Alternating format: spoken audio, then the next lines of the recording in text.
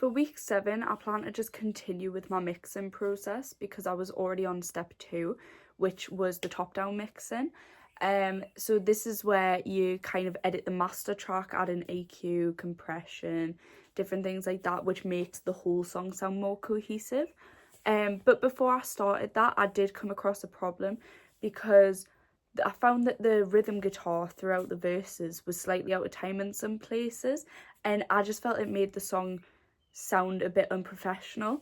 To fix this, I found a video on YouTube by Stephen O'Connell, which kind of explained quantizing, which I remembered from last year when I had the same problem in my last project. By turning on the quantizing feature, Logic will analyse the track and kind of pinpoint where the peak of each note is, so like the loudest part of the note.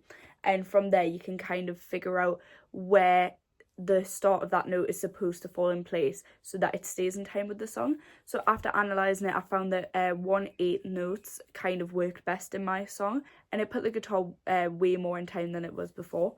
After that, I also realised that I never did the articulation for the strings or the humanisation for the piano, which I'd already done research on. So I kind of went back to that week of the project where I'd done the research and used those same videos to then put it into my project. For the strings, I went through them all and I knew the song really well, so I just kind of listened to the song and how the strings sounded, and there was different ways that the strings could be played, which I found the definitions for and kind of listened to how they sounded within the song and chose the ones that I thought worked best in different places.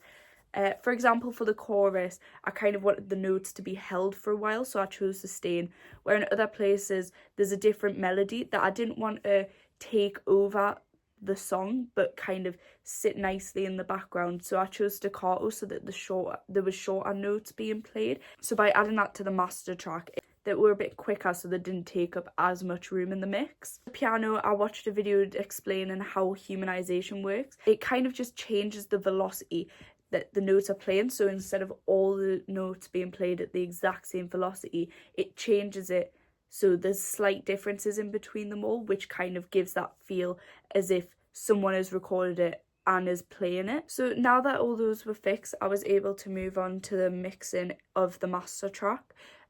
So I added some EQ in there following the video from the band guide, and I was also able to add compression. Compression is used so that when a song reaches a certain volume, the compression will turn it down so that throughout the song it stays at more of an even volume level. It kind of balances the mix overall.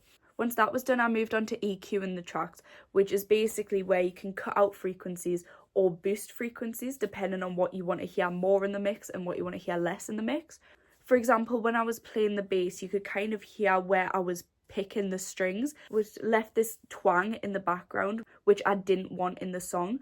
So by cutting out the higher frequencies, it left just the bass notes, which really cleared up the mix. For my additional research this week, I wanted to look more into compression because in the future, when I go into more projects, I kind of want to know more of the details on how to use EQ and what the different controls mean so that I can use them more accurately in the next projects.